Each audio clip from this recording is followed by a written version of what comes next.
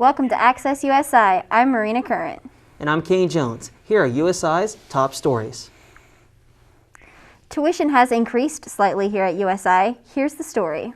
With the COVID-19 pandemic, a lot of students at the University of Southern Indiana were expressing concern about paying for an education that did not feel the same to them. Tuition prices are up for undergraduates living on campus, $21,720, where in 2019 it was $21,620. Commuters' prices up $18,896, where in 2019 it was $18,792. Hopefully, with the pandemic slowing down, things will start looking better for the University of Southern Indiana. Reporting for Access USI, I'm Marina Current.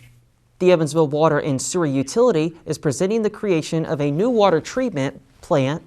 Officials at yesterday's Water and Sewer Board meeting state that the potential rate will increase in order to replace the current waterworks plant that was first constructed in 1897. Officials with the Indiana Regulatory Commission say that consequential upgrades have been made to the system for the past decade. The distribution system has been focused on, and officials say that the most important part of the system, where the water is treated, has been neglected. Officials are proposing an increase in monthly water rates over the next 5 years. The highest monthly rate will be no higher than $3.47. This in return will fund the $178 million new water treatment plant. A public hearing will be held on April 20th for people to voice concerns. Your Access USI weather update. I'm Cameron Douglas, and right now we currently have mostly cloudy skies. Temperature sitting at 76 degrees. Winds are a little elevated out of the south-southeast at 12 miles per hour. We've had a nice day of weather across campus today, but unfortunately that nice weather is going to be going away for a while as rain showers are going to be returning as early as tonight, and also a slight drop in temperatures are going to be coming as well. I'll talk more on that coming up on the 7-day here in just a moment. Let's walk you through the timeline on these rain showers. They'll be coming in around 9-10 o'clock tonight, and then we'll continue to see those filter across the tri-state throughout the early morning hours tomorrow. A few heavy showers are possible at times, and even a few rumbles of thunder. We're not looking at anything in the line of severe storms. We'll then continue to see that make its way off to the north and east through early tomorrow morning. The vast majority of that should be out of here by about 7-8 o'clock tomorrow morning. We could see a few light showers just behind that, but we should be mainly dry heading into tomorrow afternoon. And then a few more light showers are possible heading into tomorrow evening and on into the overnight. We should then see that line clear by about midnight tomorrow night. Overnight tonight, the rain chance will be on the increase to 90%. A few thunderstorms are possible, 61 for that overnight low. The winds will also continue to be elevated out of the south at 12 miles per hour, increasing to 18 miles per hour out of the south-southwest tomorrow. We're looking at showers primarily in the morning, but again, a few are possible then again tomorrow evening. It's a 40% chance overall, and temperatures are going to only be in the upper 60s for highs. We'll then see additional chances for rain as we close out the week and heading into the weekend. It'll start out at 20% on Friday, going up to 90% on Saturday, and then we'll dry out closing out the weekend and heading into the beginning of next week. And then more rain possible then by the time we reach the middle of next week. It's only a 20% chance, though, at this point in time. After we cool down to the upper 60s tomorrow, we're right back up to the upper 70s on Friday, and then we'll go back down to the upper 60s over the weekend, and then the lower 70s at the start of next week, but we're going to start going back down to the mid-60s by the middle of next week. That's your latest forecast update. I'm Cameron Douglas. Stuart Brooking has a look at your sports coming up next. Stay with us. Welcome to this USI Sports Update. I'm Stuart Brooking. There's a new attendance policy for outdoor sporting events. All athletes are now allowed to have up to 4 pre-approved guests. USI students, they will also be allowed to attend games now. For men's and women's soccer, there will be allowed up to 60 students on a first-come, first-served basis. For baseball, it'll be 70 students. Baseball will also allow a dugout club and baseball sponsor attendance, with the max number being 70. USI student attendance for softball is at 40, and tennis, the limit is 20. Everyone in attendance will be required to wear a mask and practice social distancing. For more information, or if you just want to see this again, you can go to the USI Athletics page to get all the information. The USI baseball team is going for win number 7 in a row.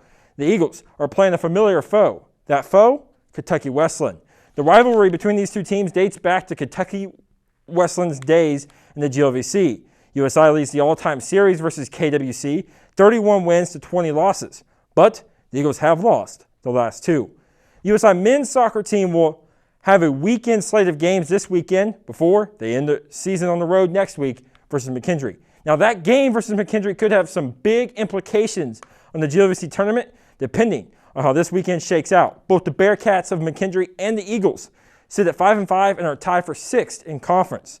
The Eagles will kick off the weekend this weekend by playing host to Lindenwood on Friday at 5. Kane and Marina are back with the news. The stockbroker Robinhood has recently been under fire. Access USI's Alexander Scott has the story. The stock market all through January and some of February went under some interesting events, with one of the most unprecedented stock market events in history, the GameStop stock fiasco. What happened, and what is going on now? In January of this year, a Reddit group known as Our Wall Street Bets pumped up the GameStop stock along with other shorted stocks. Why? To target hedge funds. If you don't know what a hedge fund is, it's a pool of money that is used to make complex trades and short selling of stocks. However, this Reddit group had plans to go against a particular hedge fund.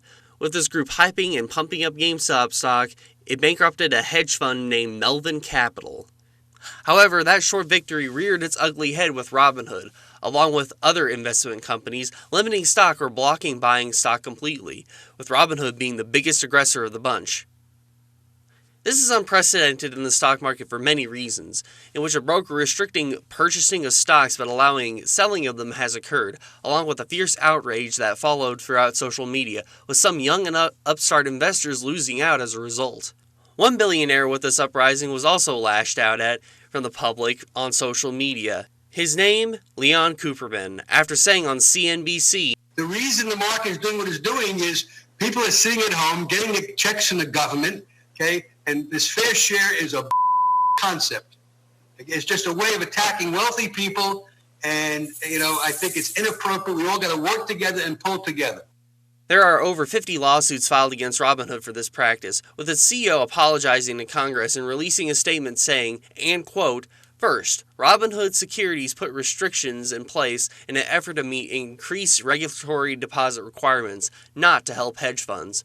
Second, Robinhood immediately secured additional funds. Altogether, through capital raising and other measures, we have increased our liquidity by more than $3 billion to cushion ourselves against increased collateral requirements and related market stress. With the current lawsuits in place and pressure coming from Congress itself, it might be a while before the fallout will truly subside." Reporting from Access USI, I'm Alexander Scott. USI is helping to fight homelessness in the tri-state. Access USI's Josh Meredith has the story. Students gathered in Carter Hall Saturday to assist in an ongoing campus effort to help Evansville's homeless population. Here, over 40 volunteers made plastic yarn out of donated shopping bags. The yarn is used to make waterproof sleeping mats for the homeless. Event coordinator Alex Coors spoke in Carter Hall Saturday, talking about the event's impact. USI is in Evansville. Evansville is part of the USI community and always will be. And I think that it's important that the students here on campus understand what homelessness looks like in Evansville. The event was put on with the help of USI Sustainability Club and Eagles in Action, a new volunteer organization on campus. Coors says previous volunteer works were done off campus with the Red Cross and the Posey County Humane Society. This is the first Service Saturday event to be held on campus. Reporting for Access USI, I'm Josh Meredith. And that was Access USI. Tune in next week for more content. Have a fantastic evening.